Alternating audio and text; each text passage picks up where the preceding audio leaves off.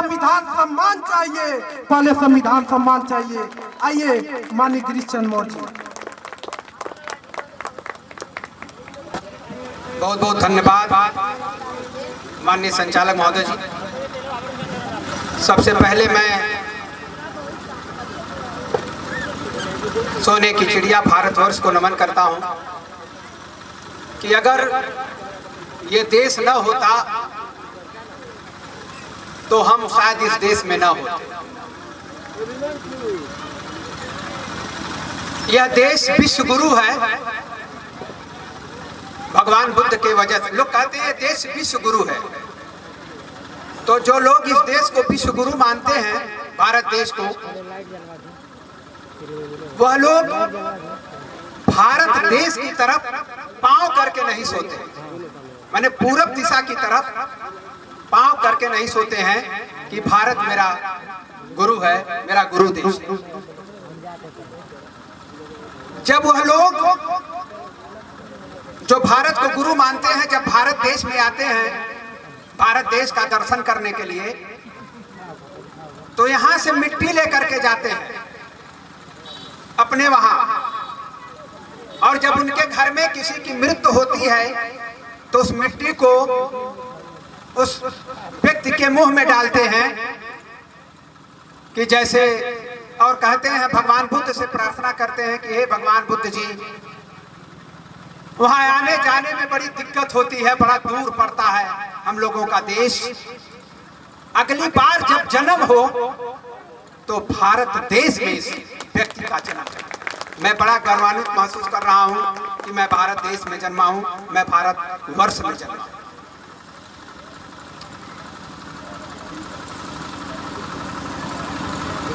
विश्व गुरु भगवान गौतम बुद्ध को नमन करता हूं मैं। आज इस देश को विश्व गुरु कहा जाता है। अगर शायद बुद्ध न होते या बुद्ध का ज्ञान न फैला होता, दूसरे देश के लोग बुद्ध के विचारों को न माने होते, तो शायद यह देश आज विश्व गुरु नहीं होता। मैं भगवान बुद्ध जी को नमन करता हूं, जिनके वजह से इस देश का मान सम्मान पूरे विश्व में फैला। कुछ लोग ऐसे हैं जो इस देश को नया विश्व गुरु बनाना चाहते हैं। ऐसा नहीं हो पाएगा। हम कितना झूठ मूठ प्रचार करें कि हमारे वजह से बनेगा, हमारे वजह से बनेगा, ऐसा नहीं होगा। ये रहेगा, था, आगे रहेगा तो भगवान बुद्ध के वजह से विश्व गुरु है। मैं राष्ट्र निर्माता चंद्रगुप्त मौर्य जी को भी नमन करता हूं। राष्ट्र निर्माता, खंड खंड भागों में बटा हुआ, खंड खंड में भारत, जिसको एक करके चंद्रगुप्त मौर्य ने इस देश को एकीकृत किया, एक किया। हर जाति धर्म के लोगों को, अलग अलग विचारधाराओं के लोगों को एक किए और इस देश के प्रथम चक्रवर्ती सम्राट बने। मैं उस सम्राट को भी नमन करना चाहता हूं। आज जगह जगह हर चट्टी चौराहे पर चंद्रगुप्त मौर्य की बड़ी बड़ी मूर्ति बननी चाहिए, मूर्ति बननी चाहिए, मूर्ति की स्थापना होनी चाहिए और उस पर लिखा होना चाहिए कि पूरे भारतवर्ष को एक सूत्र में सबसे पहले बांध कर रखने वाले भारतवर्ष के प्रथम चक्रवर्ती सम्राट चंद्रगुप्त मौर्य। लोग बच्चे उसकी प्रेरणा लेते हैं। चिड़ै का, कबूतर का, दुका का, बाघे का, दुकौने चीज का मूर्ति बन जा रही है, कूड़ा कूड़ा करकट का, लेकिन राष्ट्र निर्माता की मूर्ति नहीं बन रही है। चलिए कोई बात नहीं, हम लोग प्रयास करते हैं। मैं भारतवर्ष को सोने की चिड़िया बनाने वाले सम्राट अशोक महान जी को नमन करता हूं कि शायद अगर आप न होते तो राष्ट्रीयता क्या होती है हम लोग जान नहीं पाते, या जानते तो बड़े देर के बाद जानते, या इस तरह की राष्ट्र भावना को हम लोग नहीं जान पाते। महामानव ज्योतिराव फूले जी को नमन करता हूं, जिन्होंने लोगों को प्रेरित किया पढ़ने के लिए। अब प्रश्न ये उठता है कि जब सम्राट अशोक के समय में 2000 वर्ष पहले नालंदा विश्वविद्यालय, तक्षशिला विश्वविद्यालय, विक्रमशिला विश्वविद्यालय, बहुत सारे विश्वविद्यालय थे, तो फिर पढ़ने की प्रेरणा क्यों दिए ज्योतिराव फुले? ये प्रश्न उठ गया। मतलब 2000 वर्षों तक इस देश में किसी को पढ़ने का अधिकार नहीं था।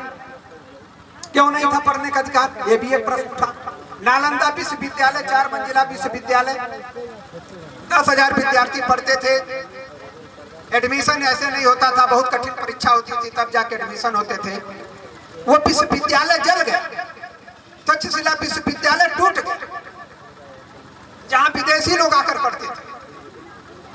जैसे हमारे देश का कोई लड़का या लड़की जब विदेश जाता है पढ़ने, तो लोग उससे पूछते हैं, भाई आपके बेटी बेटा क्या कर रहे हैं? तो बड़े गर्व से कहता है कि मेरा बेटा या बेटी विदेश पढ़ते, इंग्लैंड पढ़ते, अमेरिका पढ़ते। एक समय ऐसा था कि वहां के लोग आकर के भारतवर्ष में पढ़ते थे।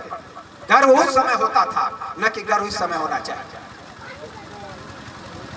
पढ़ने का अधिकार ज्योतिराव फुले, पढ़ने का अधिकार अंग्रेजों ने दिया। उन्होंने, लोग भेजते ही नहीं थे अपने बच्चों को स्कूल। अंग्रेजों ने कहा कि मैं मूर्खों के ऊपर शासन करने नहीं आया, हमें पढ़े लिखे अधिकारी चाहिए। यहाँ पढ़े लिखे लोग है नहीं, तो पढ़ने का अधिकार तो उन्होंने दिया, लेकिन लोग अपने बच्चों को स्कूल नहीं भेजते थे, क्योंकि कुछ लोग समझा दिए थे इस समाज में कि अगर आप स्कूल जाओगे या अपने बच्चों को भेजोगे तो सीधे नर्क में जाओगे। ये धर्म की पुस्तक में लिखा हुआ।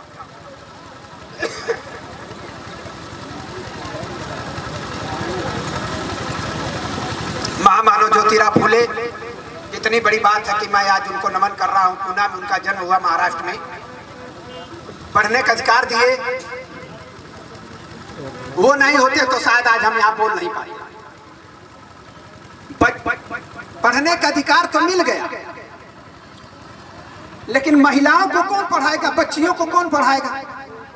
क्योंकि अगर पुरुष पढ़ाएगा बच्चियों को, तो जो विरोधी ताकतें थी, जो नहीं चाहती थी कि लोग पढ़े, क्यों न पढ़े, इसलिए चाहते थे कि जो लोग पढ़ लेंगे वो भी बुद्धिमान हो जाएंगे, विवेकवान हो जाएंगे, वो हमारे बराबरी में खड़े हो जाएंगे। और यही उन लोगों को बर्दाश्त नहीं था, इसलिए पढ़ने का अधिकार खत्म कर दिया, स्कूल को जला दिया।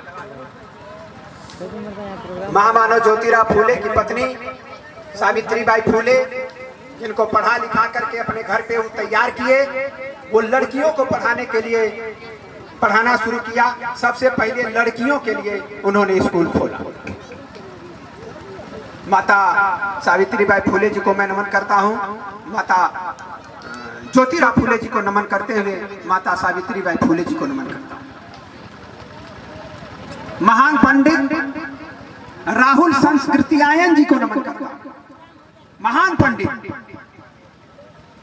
जो भगवान बुद्ध के शिक्षाओं को, विचारों को खोजते खोजते इतना खोज दिए कि खोजते खोजते उनकी मृत्यु हो गई, निर्माण हो गया। इतना उन्होंने खोजा और उन्होंने कह दिया, लिख दिया कि भारतवर्ष को, अगर पूरे विश्व में भारतवर्ष की जय जयकार करनी है, भारतवर्ष के लोगों को पूरे विश्व की अगुवाई करनी है, तो भगवान बुद्ध के बताए हुए मार्ग पर पूरे भारत के लोगों को चलना पड़ेगा। ये बहुत बड़ी बात है, ये मैं नहीं कह रहा हूँ, ये महान पंडित राहुल संस्कृत्यायन जी कह रहे हैं, जिनका घर आजमगढ़ में था और जिनका ननिहाल मलाव में था, कौड़ीराम के बगल में।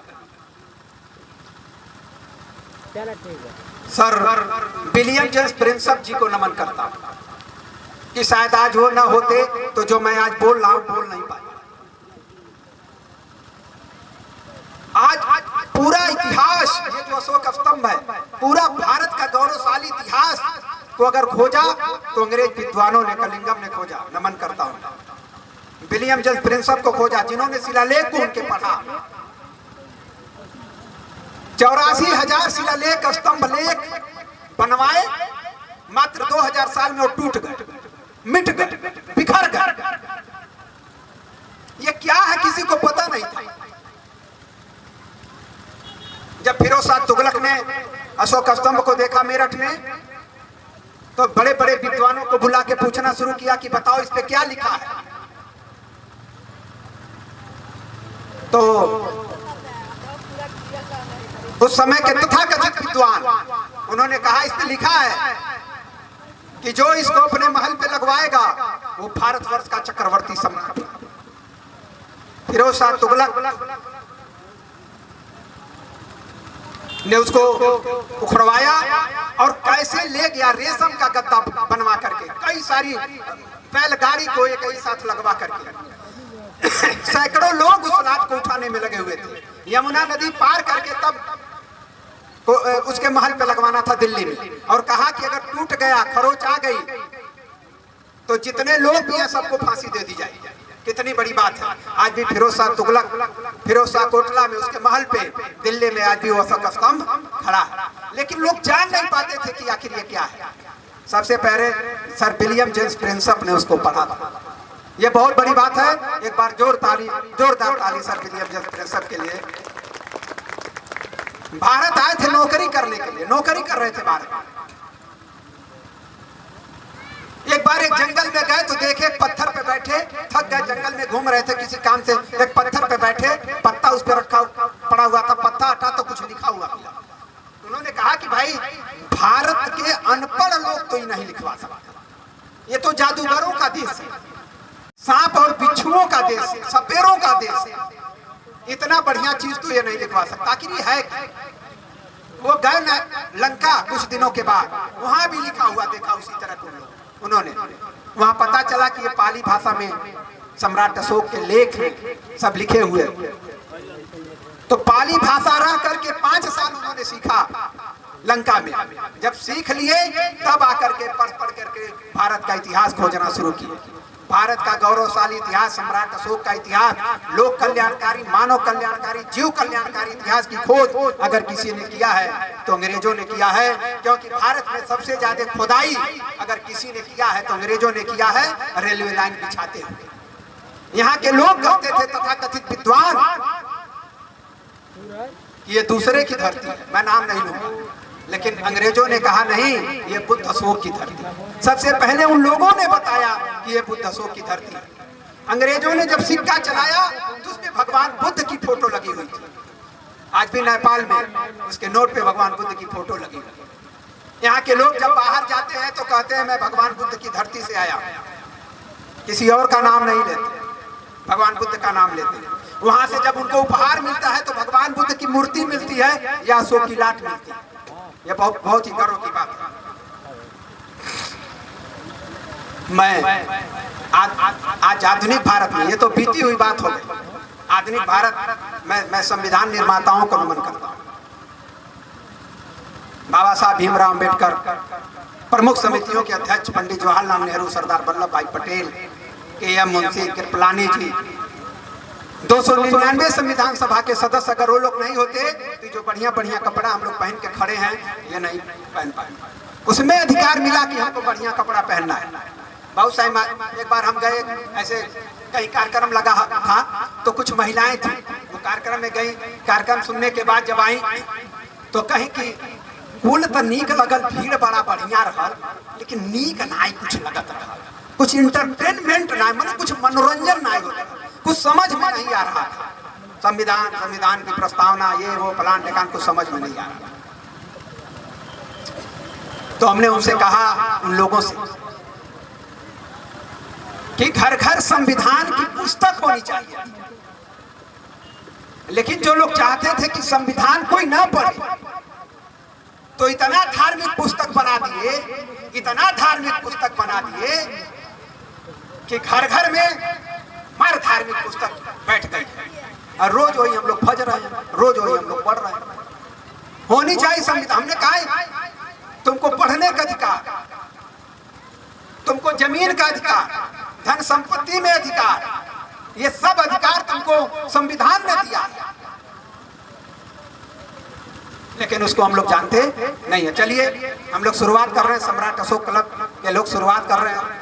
बहुत बहुत धन्यवाद। मैं कहीं भूल न जाऊं, याद आ गया मैं बता दूं, गाजीपुर से कुछ लोग आए हुए हैं हमारे बीच में। कोई बालक को तो मैं पहचान रहा हूँ, बहुत बढ़िया गीत गाते हैं। एक और इंजीनियर साहब आए हैं। तो जैसे हम लोग जब कहीं जाते हैं तो कोई कहता है कि मैं गाजीपुर का, किसी शहरों में, लखनऊ या दिल्ली या प्रोग्राम देने, तो मैं कहता हूं सबसे ज्यादा मुझे जलन तुम्ही लोगों से है, गाजीपुर वाले लोगों से, क्योंकि वहां जरई पड़ी हुई है। जैसे वो पियाजू का जरई, थाने का जरई गाजीपुर में पड़ा है, हम लोग उखाड़ उखाड़ जगह जगह उसको गाड़ने में लगे हुए। तो हम सबसे ज्यादा आपको गाड़ना चाहिए। तो आदमी बहुत हंसता है कि अरे भैया हमारे ही बगल में है, लेकिन हम लोगों को पता नहीं है सम्राट अशोक क्लब के बारे में। आज बहुत सारे गाजीपुर के लोग हैं जिनको पता नहीं है सम्राट अशोक क्लब के बारे में, लेकिन देखिए वहां से बेहन आज यहाँ आके लगी हुई है। मैं बहुत बहुत धन्यवाद देना चाहता हूँ जो गाजीपुर के बहुत सारे हमारे मित्र इस कार्यक्रम में आए हैं, बहुत बहुत धन्यवाद। राष्ट्रीय ध्वज तिरंगे को नमन करते हुए, राष्ट्रीय चिन्ह को नमन करते हुए इस कार्यक्रम के व्यवस्थापक जो ये कार्यक्रम करवा रहे हैं इतना बड़े इस गर्मी के महीने में, मैं उनको बहुत बहुत धन्यवाद देना चाहता हूं। हमारे कार्यक्रम के मुख्य अतिथि माननीय डॉक्टर साहब, मैं अभी गया था मार्च के महीने में आपके घर, शायद आपसे मुलाकात नहीं, मैं गया था आपके गाँव। एक कार्यक्रम होता है गोरखपुर में 3 अप्रैल को, मैं उसी के प्रचार में गया था, आप आए हैं। मैं बहुत बहुत आपको धन्यवाद देना चाहता हूँ, आप इस कार्यक्रम की शोभा बढ़ा रहे हैं। कार्यक्रम के विशिष्ट अतिथि माननीय श्रवण मौर्य जी जो मंडल प्रभारी हैं, 14-15 साल पहले हमारी मुलाकात हुई थी चौरी चौरा से, माँ बाप के इकलौते लड़के, इन्होंने दान कर दिया अपने बेटे को कि जाओ गाजीपुर का बेहन उखाड़ ला के और जगह जगह गाड़ना शुरू करो। हम लोगों के बीच में विशिष्ट वक्ता प्रदेश प्रचार मंत्री माननीय साक्य बजरंगी जी, आपसे भी मुलाकात मेरी 2007 में हुई थी। आपके बहुत सारे अतीजे भतीजे हमारे सामने बैठे हुए, सभी लोग मिल करके कितना मेहनत किए हैं इस बात को सिर्फ कुछ लोग जानते हैं। मैं बहुत बहुत धन्यवाद आप लोगों को देना चाहता हूं।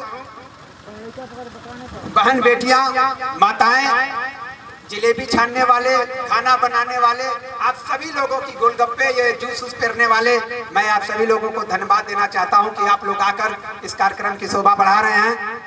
कैमरामैन मैं बोलूंगा नहीं, क्योंकि अगर ये लोग नहीं रहेंगे तो लोग नहीं जान पाएंगे, जो यहाँ नहीं आए वो लोग कैसे कार्यक्रम के बारे में जानेंगे। आप लोगों का बहुत बड़ा योगदान रहता है और अपने गीतों के माध्यम से राष्ट्रीय प्रतीकों का प्रचार करने वाले माननीय धनंजय कुशवाहा जी, पहली बार दयानंद जी आपका नाम लिए थे हम लोगों के सामने कि एक लड़का देवरिया का पटना में बहुत अच्छा गाता है, हम लोगों ने तुरंत प्रस्ताव कर दिया था कि लड़कों को बुलाया जाए। आज हम लोगों के बीच में बैठे हैं धनंजय कुशवाहा जी, मैं बहुत बहुत धन्यवाद देना चाहता हूं कि आप इस कार्यक्रम में आए और धन्यवाद देना चाहता हूं, नमन भी करना चाहता हूं जिन्होंने ये जमीन दान की। एक बार हम एक गांव में गए बस्ती जिला में, ऐसे बात होने लगी, हमने कहा भाई हमारे वहाँ एक मौर्या जी हैं, जमीन दान कर दिया। कहना हमको विश्वास नहीं हो सकता, जो आदमी मेड़ कटवा चाहती है वो उतना जमीन कैसे दान कर देगा? मेड़ काट काट कर जो अपना खेत बढ़ाता हो उतनी जमीन कैसे दान कर दिया?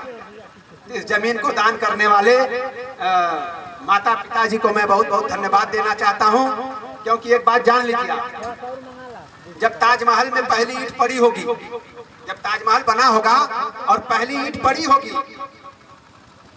तो शाहजहां को भी ये विश्वास नहीं रहा होगा कि आने वाले समय में 7वां अजूबा हो जाएगा। उसी तरह से जो ये बना हुआ है, आप तो नहीं रहेंगे, आप शाहजहां तो नहीं है, आप तो नहीं रहेंगे, लेकिन आने वाले समय में ये क्या हो जाएगा शायद आपको पता होगा, आप ही जान रहे होंगे कि क्या हो जाएगा आने वाले समय में। मैं आप लोगों को बहुत बहुत धन्यवाद देना चाहता हूं। राष्ट्रीय चिन्ह पे बोलना है, राष्ट्रीय प्रतीक और संविधान पे बोलना है, यही आज विषय बिंदु है।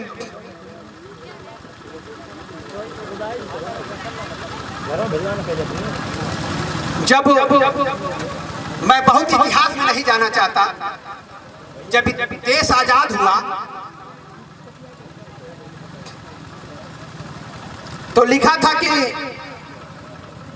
जब देश स्वतंत्र हुआ, स्व माने अपना, तंत्र माने कानून, देश परतंत्र था, पर माने दूसरा, तंत्र माने कानून, दूसरे का कानून था। देश स्वतंत्र हुआ तो यहाँ के लोगों ने कहा कि भारत का नियम कानून कैसे होना चाहिए। तो बड़े बड़े कुछ कैसी परिस्थितियां बनी, पूरे भारत से 299 विद्वानों का चयन हुआ। उन्होंने तय किया कि भारत को चलाने के लिए एक नियमावली होनी चाहिए, भारत का संविधान होना चाहिए। मैं भारत का संविधान क्यों कह रहा हूं, मैं हिंदुस्तान का भी संविधान कह सकता हूं, हिंद देश का भी संविधान कह सकता हूं, मैं भारत का संविधान क्यों कह रहा हूं? तो पहले इस देश के बहुत सारे नाम थे, आर्यावर्त, ब्रह्मव्रत, हिंद देश, हिंदुस्तान, भारत, अंग्रेजी में इंडिया। तो 299 लोगों ने कहा, विचार किया कि इस देश का भी एक लिखित नाम होना चाहिए। बलौले का नाम तो बहुत हो गया, अब पुस्तक लिखी जा रही है, नियमावली लिखी जा रही है, तो लिखने का नाम होना चाहिए।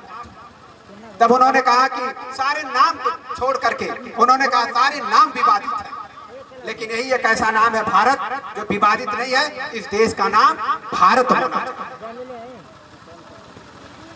हाँ, नाम नहीं याद है, सुभाष, मुझे नाम नहीं याद है। अरे कौन गाना है कि टकरैया जन, वही गाना से हम आपको जानते हैं कि टकरैया जन विश्व गुरु घराना हुआ। माने हमसे कहावत है कि जो हमसे टकराएगा, नहीं नहीं नहीं, यही तो गलत। अभी किसी के सामने कह दीजिए कि जो हमसे टकराएगा तो लोग कहेंगे चूर चूर हो जाए, ऐसा नहीं है। अब हम लोगों ने एक नया स्लोगन शुरू कर दिया है कि जो हमसे टकराएगा मेरा ही हो जाएगा। टकरैया जन बाबू विश्व गुरु घराना, बुद्ध से जो टकराया वो बुद्ध का होगा। एक बार अंगुलीमाल टकरा गए, जंगल में जा रहे थे, लोग रोके, रे भैया मत जाइए, 999 को मार दिया, एक ही बाकी है, उस आप ही को मारेगा। उन्होंने कहा चलो उसके हाथ मरना है तो हम चलते हैं। हल गए भगवान बुद्ध जी और टकरा गया अंगुलीमाल, क्या बन गया देख लीजिए। जैसे ही टकराया अंगुलीमाल, सन्यासी बन गया और आजीवन घूम घूम करके लोगों को ज्ञान देता रहा। तो जो हमसे टकराएगा वो मेरा ही हो जाएगा। भारत, सारा नाम छट गया, ये हुआ भारत रहेगा इस देश का नाम। तो कुछ लोगों को, जो विद्वान लोग थे, विद्वान नहीं चालाक, तो सब फर्क होता है विद्वान और चालाक में। सबको लगता है कि दोनों शब्द एक ही हैं। विद्वान का मतलब होता है जो अपने भी भला करे, जो दूसरों की भी भला करे, उसको विद्वान कहते हैं। और चालाक का मतलब जो सिर्फ अपना भला करे, जैसे कौवा, लोमड़ी, माने चालाक लोग हैं। और विद्वान लोग जो अपना भी भला करे, जो दूसरों के भी भला करे, जो दूसरों के बारे में भी सोचे। तो उन लोगों ने कहा, तथाकथित विद्वानों ने उसको भी अपने से जोड़ लिया और एक कहानी किताबों में लिख दी गई कि दुष्यंत और शकुंतला के पुत्र भरत थे, जिन्होंने शेर का दांत गिना, इसीलिए देश का नाम भारत हुआ। भारत शब्द व्यक्तिवाचक संज्ञा नहीं है, भारत शब्द गुणवाचक संज्ञा है। भारत शब्द से गुणों का बोध होता है, न कि व्यक्ति का बोध होता है। और उन लोगों ने समझा दिया और लोग समझ लिए, क्योंकि सब नथिया पहनाने में माहिर है और हम लोग नथिया पहनने में उनके अनुयायी हैं। जैसे एक बैल है, बैल को जब आप नाथेंगे, रसरी पहराएंगे, तो उसको लगेगा कि मेरा श्रृंगार कर रहा है, लेकिन वो तो आपको गुलाम बना, वो तो आपको अपने अंडर में कर रहा है। उसी तरह से इस देश में कुछ लोग हैं जो गले में माला पहरा के, कान में फूंक के, हाथ में धागा बांध के क्या बनाते हैं, बैल बना दे रहे, अपना गुलाम बना दे। तो लोगों ने समझा दिया, लोग समझ लिए। वो तो 1996 में सम्राट अशोक क्लब की देन, हम लोगों ने पढ़ना शुरू किया, तो पढ़ने के बाद पता चला कि ये व्यक्तिवाचक संज्ञा नहीं, ये गुणवाचक पता चलता है। भारत का गुण जो विश्व में फैला। किसी से पूछो पहले इस देश का क्या नाम था, बता ही नहीं पाए। कोई कुछ कहेगा, कोई कुछ नहीं। इस देश का कोई नाम नहीं था। धीरे धीरे मनुष्य का विकास हुआ, सिंधु घाटी, मोहनजोदड़ो, ये वो दुनिया भर का छोटी छोटी जगह नजर आए। जब आर्य आए तो भारत दो भागों में बटा मिलता है, एक तरफ महाजनपद, एक तरफ गणराज्य। जब चंद्रगुप्त मौर्य ने जीतकर देश को इकट्ठा किया तब यह देश जम्बूद्वीप कहलाया, और जब भगवान बुद्ध का ज्ञान सम्राट अशोक महान ने पूरे विश्व में फैलाया, इस देश भारत कहलाया। यह देश भारत कहलाया।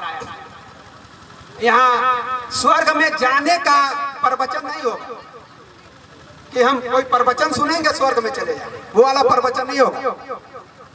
यहाँ वो प्रवचन होगा कि भारत आगे चला जाए, भारत की नीतियां आगे चली जाएंगी, भारत के लोग आगे चले जाएंगे, भारत का शासन प्रशासन कैसा हो। तो संविधान लिखा गया। जब संविधान लिखा गया तो उन लोगों ने कहा कि पहले ये तय हो कि हमारे देश का नाम क्या हो। तो 299 लोगों ने मिलकर, कहीं कोई विरोध नहीं, उन लोगों ने तय किया हमारे देश का नाम आज के बाद भारत। इसीलिए पुस्तक का नाम है भारत का संविधान। जिससे देश संचालित होता है उसका नाम है भारत का संविधान। अगर दूसरा देश होता तो उसका नाम हिंदुस्तान का संविधान होता, हिंद का संविधान होता, या उल्टा सीधा नाम होता। कोई लड़का है, लड़का आप घर में जब किसी बच्चे का जन्म होता है, थोड़ा बड़ा होता है, लड़का बड़ा सुंदर है, बड़ा होनहार लड़का है, लेकिन दुलार में उसका नाम उसके घर के लोग दुलार में कुछ नाम रख देते हैं, घुरहुआ, कतवरुआ, फेकुआ नाम रख दिए दुलार में। लड़का बहुत अच्छा। अब उसका एडमिशन होने जा रहा है स्कूल में, उसके पिताजी लगे एडमिशन करवाने के लिए। एडमिशन हो गया, पता चला लड़के का नाम महेंद्र है। उसके पिताजी ने नाम लिखवाया कि महेंद्र, हमारे लड़के का नाम है महेंद्र, लिखिए। महेंद्र नाम लिखा गया। इसके बाद मास्टर उसको घुरहुआ कह करके बुला रहा है, हे घुरहुआ इधर आ, घुरहुआ इधर आ। इसका मतलब कहीं ना कहीं मास्टर साहब उस लड़के का अपमान कर रहे हैं। जब तुमने उसका नाम महेंद्र लिखा है तो उसको घुरहुआ कहाँ बुला। उसी तरह से जब हमारे देश का नाम भारत है तो इसको लोग हिंदुस्तान कहाँ बुला रहे हैं। ये तो बहुत गंभीर समस्या है।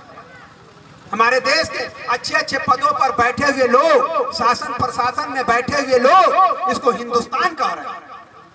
ये तो बड़ी गंभीर समस्या है। और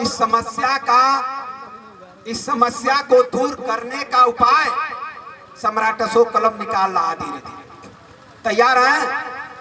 कदम से कदम मिला के चलने के लिए तैयार हैं? सभी लोग हाथ नहीं उठाए। सबको लगेगा ही लग रहा है दूसरे जगह लिया जाएगा, हमको तो स्वर्ग में जाना है, ये दूसरे जगह लिया जा रहा है। तो चलिए एक बार बोलिए आप लोग कि हम तैयार हैं। बोलिए हाँ तैयार है, बोलिए, झूठा बोलिए हम तैयार हैं। ऐसा आते जाते हो सकता मन में प्रेम पैदा हो जाए राष्ट्रीय प्रतीकों के प्रति। तो भाई देखिए तैयार हैं तो भाई कुर्बानी देनी पड़ेगी, क्योंकि बिना कुर्बानी की स्थापना नहीं होगी, भारत की स्थापना नहीं होगी। क्योंकि जो लोग इसको हिंदुस्तान कह रहे हैं वो लोग बहुत ताकतवर लोग। और 1950 से पहले भी ये हिंदुस्तान था, कई नाम थे, लेकिन जब से भारत बना है तब से पढ़ने का अधिकार मिला, पढ़ने का अधिकार मिला, हमको बोलने का अधिकार मिला। जैसे एक बार एक राज्य में सूखा पड़ गया तो राजा ने अपने मंत्री से पूछा कि भाई सूखा पड़ गया है, इसका कोई उपाय बताइए। तो मंत्री ने बहुत विचार करके कहा कि हमारे राज्य में जो सच्चा साधु होगा उसको खूब दान देने से, रुपया पैसा सोना चांदी खूब दान देने से, भोजन अन्नदान देने से, 1 हफ्ते तक लगातार 7 दिनों तक दान देने से कल्याण होगा और बारिश होगी। राजा कहा ठीक है। उसने घोषणा किया कि हमारे राज्य में जितने सच्चे साधु हैं सबको बुलाया जाए और इस दिन से 1 हफ्ते तक लगातार दान किया जाएगा। तो पहले दिन पहुंचे 10, दूसरे दिन पहुंचे 500, तीसरे दिन 1000, 5वें दिन 5000 साधु पहुंच गए। राजा ने मंत्री ने जाके कहा महाराज कोष खाली होता जा रहा है, सच्चे साधुओं का आपने ऐलान किया, रोज संख्या बढ़ती जा रही है। तो उसने अपने एक बुद्धिमान उनके मंत्री थे उनसे पूछा कि ये सब वास्तव में सच्चे साधु हैं, कैसे पता चलेगा? तब कान में उसने उपाय राजा को बताया। राजा ने जाके मंत्री को बताया जो दान देता था। 6वें दिन बीता, 6000 लोग बैठे थे। 6वें दिन उस मंत्री ने जाकर कहा कि राजा का घोषणा है कि जितने यहाँ सच्चे साधु बैठे हैं सबको कोल्हू में पिरवाया जाएगा और उनके हड्डी का चूरा बनवा करके पूरे राज्य में छिड़काया जाएगा, तब बारिश होगी। सब लोग भाग गए, कहीं बचा। सब लोग भाग गए और एक ही बचा। लोग क्योंकि सब नकली बैठे थे, तो उसने पूछा, रे भाई सब लोग भाग गए, तुम क्यों नहीं भागे? कहा, मेरे हड्डी के चूरे से अगर बरसात हो सकती है, राज्य का कल्याण हो सकता है, तो मैं अपने आप को पिसवाने के लिए तैयार हूं। तो आप लोग अपना हड्डी पिसवाएंगे कि भागेंगे?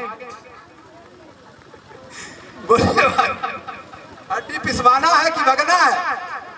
इसलिए मैं निवेदन करूंगा कि आप लोग भागने का प्रयास न करिएगा, हड्डी पिरवाने का प्रयास करिएगा। क्योंकि किसी विद्वान ने कहा है कि मैं उन लोगों की भी कब्रें देखी है मैंने, जो लोग मरने के डर से आंदोलन नहीं किए या आंदोलन में भाग नहीं लिए, कहीं मैं मर न जाऊं, उन लोगों की भी कब्रें हमने देखी। मैंने मरने से कोई बच नहीं सकता। 299 लोग, उन्होंने कहा कि भारत का, और उन लोगों ने कहा था कि 3 रंग हमारे देश के लिए अशुभ है। ये 3 कलर जो है हमारे देश के लिए अशुभ है, इसलिए हमारे देश का झंडा तिरंगा नहीं होना चाहिए। कितनी बड़ी बात है। मैंने 299 लोग गलत है।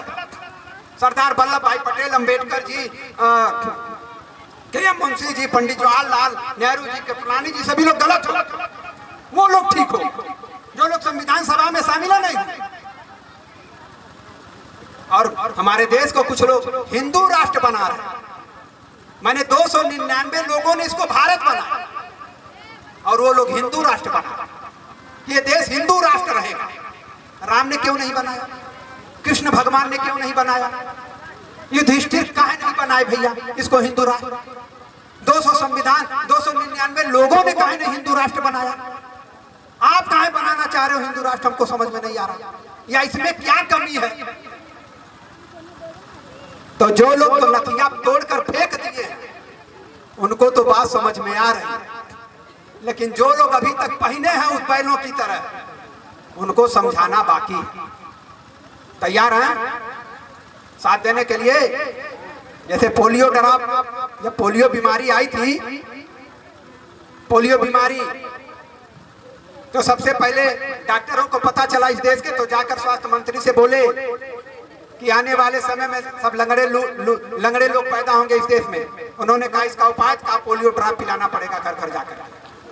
उसी तरह से घर घर जाकर के पोलियो ड्रॉप पिलाया गया और लोगों की बीमारी ठीक की गई। और एक व्यक्ति के पिलाने से नहीं होगा, ना एक व्यक्ति के कहने से होगा। उन्होंने कहा योजना बनाओ, कैसे योजना, कैसे लोग पोलियो ड्रॉप पिए? तो उन्होंने कहा कि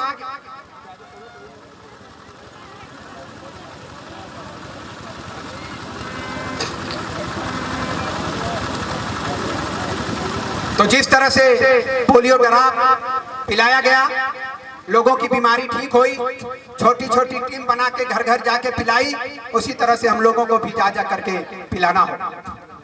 299 लोगों ने कहा आज उस राष्ट्रीय ध्वज का अपमान किया जाए।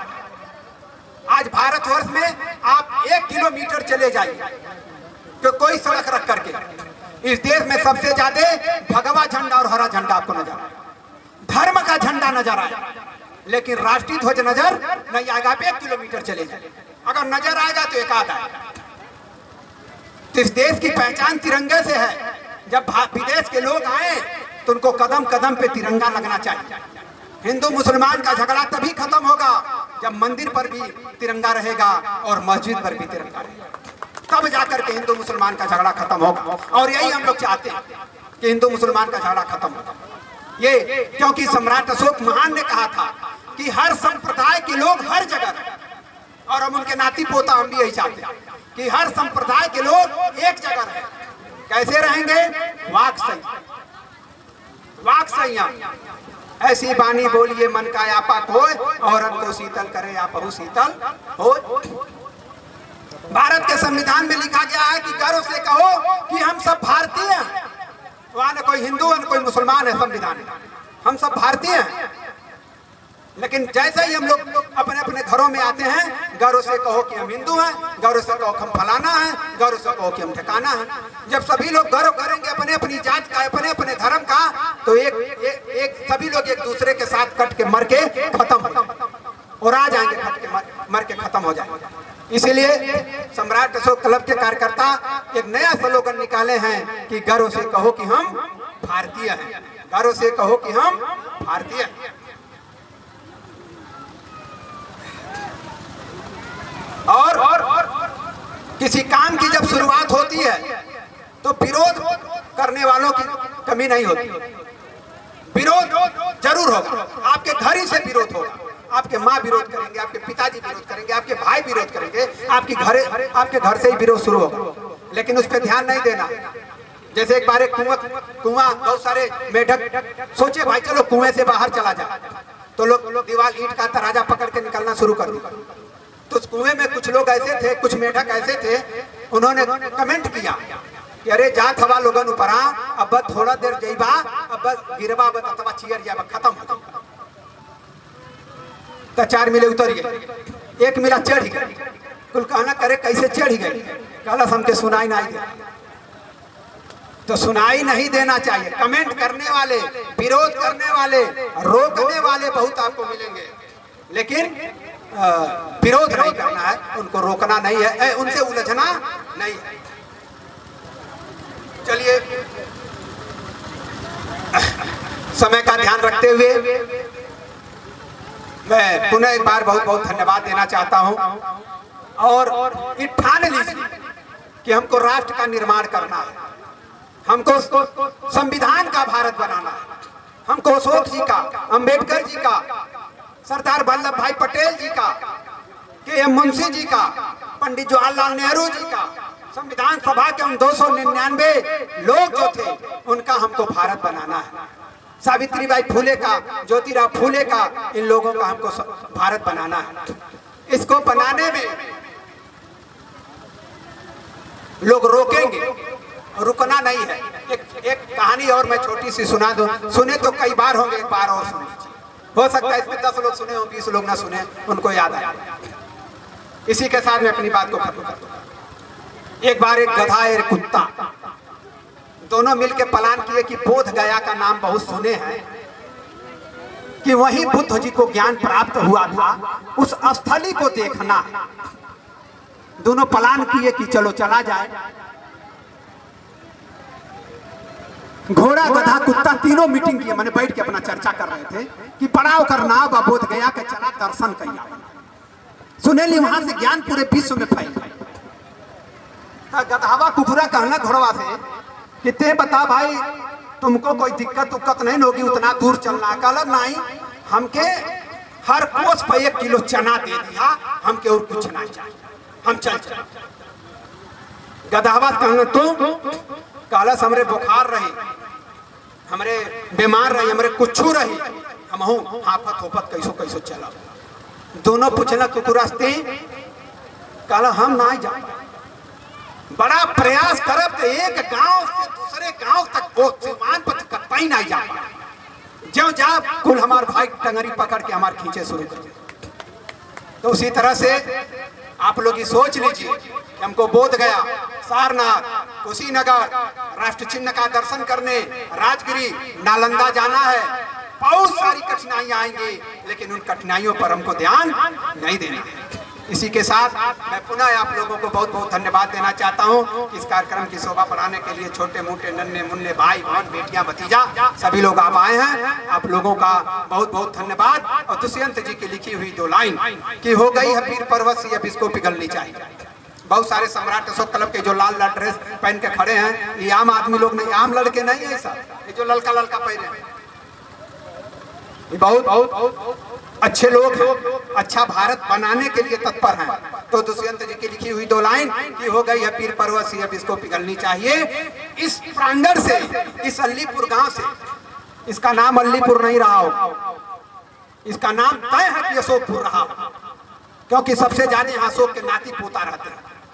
तो जिस तरह से फैजाबाद का नाम बदला गया, जिस तरह से प्रयागराज का नाम बदला गया, इलाहाबाद का नाम बदला गया, उसी तरह से कभी न कभी इस गांव का नाम भी बदला गया होगा।